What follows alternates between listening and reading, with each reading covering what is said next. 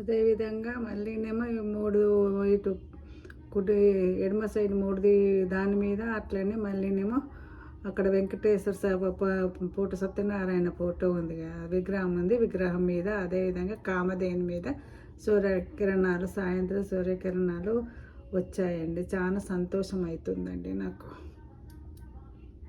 వారం రోజు 7 దీపాలు వెలిగించాను కదా, అక్కడ చూడండి సూర్యుడు కిరణాలు సాయంత్రం పూట ఇక్కడ దీపాల పైన పడ్డాయండి. 3 మీద పడ్డాయి సూర్యకిరణాలు సాయంత్రం పూట. జై శ్రీమన్నారాయణ, జై శ్రీమన్నారాయణ. ఇప్పుడు మళ్ళీ కలశం మీద తర్వాతనేమో 4వ దాని మీద మొత్తం 7 దీపాల పైన సాయంత్రం అస్తమించే టైంలో సూర్యకిరణాలు వచ్చాయండి. చూడండి, మళ్ళీ చూపిస్తున్నాను. ఇంకోసారి దూరం చూస్తేనే ఏర్పడుతుంది.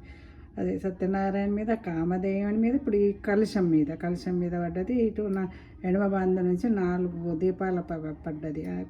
అంత తర్వాతనే 3 దాని మీద పడ్డది. జై శ్రీమన్నారాయణ, జై శ్రీమన్నారాయణ. లోపటనేమో అక్కడ రాఘవేంద్ర స్వామి మీద, దత్తాత్రేయ స్వామి మీద పడ్డది. అదేవిధంగా నాకు గ్రాండ్ మాస్టర్ ఇచ్చిన యంత్రం మీద కూడా పడ్డదండి. ముందునేమో లక్ష్మీ దీపం పైన, కామాక్షి దీపం మీద కూడా సూర్యకిరణాలు పడ్డాయండి. మళ్ళీనేమో అక్కడ పక్కన ఏనుగు లక్ష్మీదేవిది పెట్టినా కదా, దాని మీద ఒకటి పడ్డది. తర్వాత పాదాల మీద పడ్డది. మళ్ళీ దక్షిణ శంఖం మీద పడ్డది. ఈ విధంగా ఉంటుంది. సాధారణంగా మన పూజా మందిరం సూర్యకిరణాలు తక్కువనండి, గుళ్ళల్లో పడ్డాయని చెప్తారు. అదేవిధంగా మాకు ఇంట్లో పడ్డాయని మీకు చెప్తున్నాను. అందరు చూసి సబ్స్క్రైబ్ చేయండి, షేర్ చేయండి, లైక్ చేయండి. జై శ్రీమన్నారాయణ, జై శ్రీమన్నారాయణ, జై శ్రీమన్నారాయణ.